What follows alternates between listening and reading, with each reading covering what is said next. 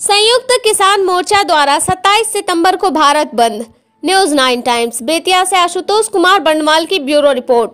संयुक्त किसान मोर्चा पश्चिमी चंपारण ने रिक्शा मजदूर सभा कार्यालय बेतिया में एक संवाददाता सम्मेलन को संबोधित करते हुए कहा कि मुजफ्फरनगर किसान महापंचायत की पूर्व बैठक में 25 सितंबर भारत बंद के बदले 27 सितंबर को संपूर्ण भारत बंद करने का निर्णय लिया है। यह निर्णय केंद्र की किसान विरोधी 3 काले कृषि कानूनों की वापसी के लिए, एमएसपी को कानूनी दर्जा देने के लिए, बिजली संशोधन बिल को वापस करने के लिए, 4 श्रम संहिता की वापसी के लिए, किसानों को सभी तरह के कर्ज से मुक्ति के लिए, गन्ना का मूल्य 500 रुपए करने तथा बकाये के शीघ्र भुगतान के लिए सभी किसानों को फसल हर्जाना के लिए बंद बुलाया गया है।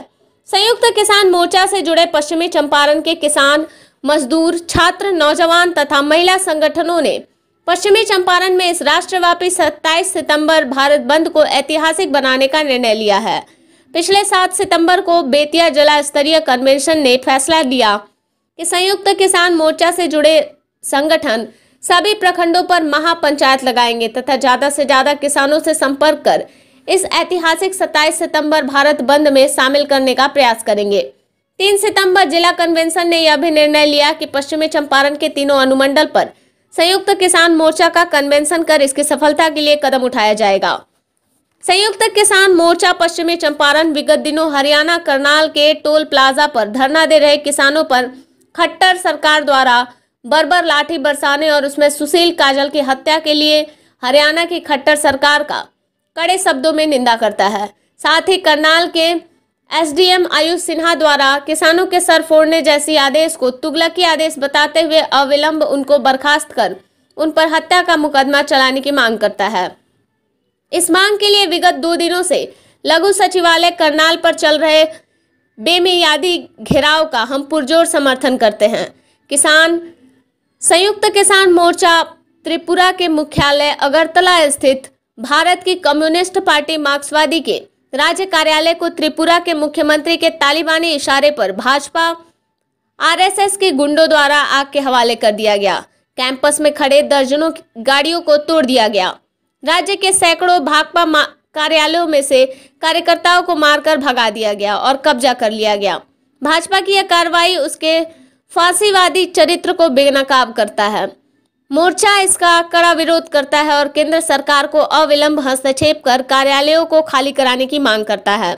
आज के प्रेस कॉन्फ्रेंस में शामिल बिहार राज्य किसान सभा के संयुक्त प्रभुराज नारायण राव, एक्ट के वरिष्ठ नेता ओम प्रकाश क्रांति, लोक संघर्ष समिति के भाई पंकज, युवा राजद के मुकेश यादव, इंटक के कलाम जौहरी, किसान सभा के जिला मंत्री चांसी प्रसाद यादव, संयुक्त शंकर कुमार राव, नीरज बंडवाल आदि ने संयुक्त रूप से भारत बंद के सफलता पर बल दिया। का उद्देश्य क्या है? आज जो ये प्रेस कॉन्फ्रेंस हो रहा है, अभी 3 सितंबर को हम लोगों ने जिला स्तरीय कन्वेंशन भी किया था और उस समय डेट तय था भारत बंद का 25 सितंबर। जो अभी मुजफ्फरनगर में किसानों का जो महापंचायत हुआ है और वह न केवल महापंचायत बल्कि इस देश के लिए ऐतिहासिक किसानों का जो वो जमघट था, जमावड़ा था, उसने निर्णय किया कि 25 के बदले 27 सितंबर को भारत बंद किया जाएगा। तो एक तो भारत बंद का जो समय में बदलाव हुआ है वो चीज़ हम लोग आपके सामने रखना चाह रहे हैं। दूसरी बात है कि अभी जिस तरीके से किसान पूरे देश के अंदर में वो जागरूक हो रहे हैं, बिहार के भी किसान लगातार दिल्ली बॉर्डर पर जाकर और वहाँ पर अपनी एकजुटता का इजहार कर रहे हैं। लेकिन सबसे बड़ी बात है कि करनाल में जो घटनाएं घटी हैं और लाठीचार्ज जो हुआ है किसानों पर, लाठीचार्ज के बाद से वहाँ का जो एसडीएम है उसने साफ साफ वीडियो में ये वायरल हुआ है कि उसने साफ साफ बोला कि किसानों का जो सर फोड़ दो। तो इस तरह का आदेश एक प्रशासनिक अफसर जो देता है और उसके बाद से पुलिस की कार्रवाई होती है, जिसमें एक सुशील काजल नाम का एक नौजवान किसान जो है वो शहीद हो जाता है। तो इस घटना को लेकर वहाँ जो किसानों का महापंचायत फिर हुआ था 2 लाख से ज़्यादा किसान उसमें शामिल हुए और ये डिमांड था कि एसडीएम जो है उसको बर्खास्त करो। तो बर्खास्त करने के बदले एसडीएम का प्रमोशन खट्टर ने कर दिया और वो चंडीगढ़ में उनका अपना जो कार्यालय है उसमें उसका प्रमोशन करके प्रमोट करके आगे बढ़ा दिया। तो ये कार्रवाई जो हो रही है कि जो दोषी है, हत्यारा है, उस एसडीएम को प्रमोट करके अपना अधीन रखने का मुख्यमंत्री काम करता है। इसके विरोध में अभी जो लघु सचिवालय को करनाल में घेरा गया है 3 दिनों से, लगातार किसानों का घेरा जो है वो जारी है और ये निर्णय है कि जब तक एसडीएम जो है वो दोषी है, हत्यारा है, उसको बर्खास्त किया जाए, उस पर 302 का मुकदमा चलाया जाए और 25 लाख रुपया सुशील काजल जो जिसकी हत्या हुई है, जो शहीद हुआ है, उसके परिवार को दिया जाए और जो भी घायल लोग हैं उनको 2-2 लाख रुपया परिवार को दिया जाए। ये डिमांड जो चल रहा है, हम संयुक्त किसान मोर्चा पश्चिम चंपारण की तरफ से उसका पुरजोर समर्थन कर रहे हैं। आज के इस प्रेस कॉन्फ्रेंस के माध्यम से हम मैसेज देना चाहते हैं। दूसरा हम मैसेज देना ये चाहते हैं कि अभी कल की जो घटना घटी है कि त्रिपुरा में भारतीय जनता पार्टी की सरकार है और भारतीय जनता पार्टी की सरकार के मुख्यमंत्री जो हैं वो अपने एक फांसीवाद का उनका एक चेहरा है, वो पहले से ही बेनकाब है। उनके इशारे पर जिस तरीके से भाजपा के गुंडों ने मार्क्सवादी कम्युनिस्ट पार्टी का त्रिपुरा में जो अगरतला मुख्यालय है, जहाँ विधानसभा है, उस मुख्यालय में अगरतला पार्टी कार्यालय पर जिस तरीके से हमला किया गया, आग लगा दिया गया, बुरी तरह जला दिया गया है और जो भी उस कैंपस में गाड़ियाँ थी, जो भी उस कैंपस में लोग थे, उनको बुरी तरह पीटा गया और सारी गाड़ी जो है तोड़कर उसको सब तोड़ किया गया है।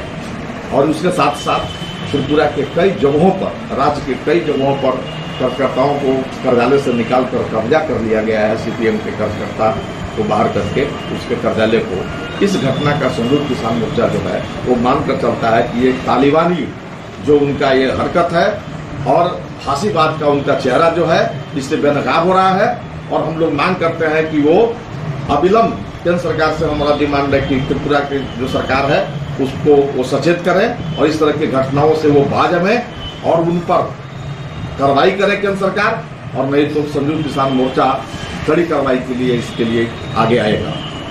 दूसरी बात, पश्चिम चंपारण की धरती पर जो किसानों का प्रॉब्लम, जो समस्याएं बढ़ रही हैं, उसमें 2 समस्या बहुत जबरदस्त है। एक तो आपने देखा कि बहुत दिनों से गन्ना का दाम 500 रुपये क्विंटल करने के लिए हम लोग मांग कर रहे हैं, लड़ रहे हैं, लेकिन गन्ना का दाम में मात्र अभी जो RAF जो हुआ है केंद्र सरकार की तरफ से जो न्यूनतम एक बढ़ोतरी जो हुई है मात्र 5 रुपये का, और SAF जो है वो राज्य सरकार के द्वारा एक मिनिमम सपोर्ट प्राइस जो दिया जाता है वो पिछले 10 साल से राज्य सरकार ने अभी तक नहीं दिया है किसानों को। तो आपने देखा कि किस तरीके से पंजाब में किसानों ने लड़कर और 50 रुपये की बढ़ोतरी कराया है गन्ना के दाम में। हम भी कहना चाहते हैं बिहार के मुख्यमंत्री से कि आप 500 रुपये प्रति क्विंटल गन्ना का दाम बिल्कुल वाजिब है, कम से कम आप इसको दीजिए, और नहीं दीजिएगा तो बिहार के किसान भी अब संयुक्त किसान मोर्चा के नेतृत्व में जगेंगे और एक बड़ी कार्रवाई के लिए हम लोग आगे जाएंगे। और दूसरी बात यह है कि हरजाना जो है ये ऐसे जो आया था, ये यास जो तूफान आया था, उस तूफान से और भारी जो वर्षा हुआ है जल जमाव से, कोई भी ऐसा पंचायत नहीं है, कोई भी ऐसा गांव नहीं है जिस गांव में बड़े पैमाने पे फसल का नुकसान नहीं हुआ है। लेकिन आज फसल का हरजाना देने की बात आ रही है तो उसमें चयन किया जा रहा है कि बगहा के कुछ गांवों को फसल का हरजाना दिया जाएगा। चयन किया जा रहा है कि गंडक नदी से प्रभावित जो इलाके हैं उसके गर्भ में है गंडक नदी में जो फसल नुकसान हुआ है उसको दिया जाएगा। ये सरासर अन्याय है। संयुक्त किसान मोर्चा इसका सख्त विरोध करता है और कहता है, संयुक्त किसान मोर्चा का साफ समझ है कि सभी लोग जो हरजाना पाने के हकदार हैं किसान, जिनका फसल का नुकसान हुआ है, गांव-गांव में हुआ है, इसलिए गांव-गांव में इसका जांच करके और तमाम लोगों को फसल का हरजाना दिया जाए। ये मुख्य रूप से किसान संयुक्त किसान मोर्चा का जो प्रेस कॉन्फ्रेंस है इस संदर्भ में कहना चाहते हैं। और ये आप और साथी हमारे हैं यहाँ पर श्री च्यवन स्वदेशी केंद्र आयुर्वेदिक की दुकान आई। मैंने उसकी 2-3 दवाई आजमाया है। एक तो लाइफ एडवांस गार्ड, क्या टाप की। दूसरा च्यवनप्राश खाया मैंने, सस्ता भी और अच्छा भी। तीसरा उनका। श्री चवन आपके लिए प्रस्तुत कर रहा है 300 से अधिक उत्पाद, जीवन जरूरत के आटा, पोहा, रस्क, नमकीन, बिस्किट, चाय पत्ती, शैम्पू, साबुन, डिटर्जेंट इत्यादि बहुत सारे उत्पाद। इसके साथ आयुर्वेद के सारे उत्पाद, बीपी, शुगर, मोटापा, अस्थमा, बवासीर, पथरी और साथ साथ में आने वाला दिनों में 1000 से अधिक उत्पादों की हम तैयारी कर रहे हैं। इन सारे वृहद उत्पादों का आप अपने जिला या तहसील का बड़ा एक्सक्लूसिव डिस्ट्रीब्यूशनशिप ले सकते हैं और अपने ग्राम में प्रारंभ कर सकते हैं श्री चवन स्वदेशी केंद्र। अधिक जानकारी के लिए आप हमारे इन नंबरों में आज ही संपर्क करें।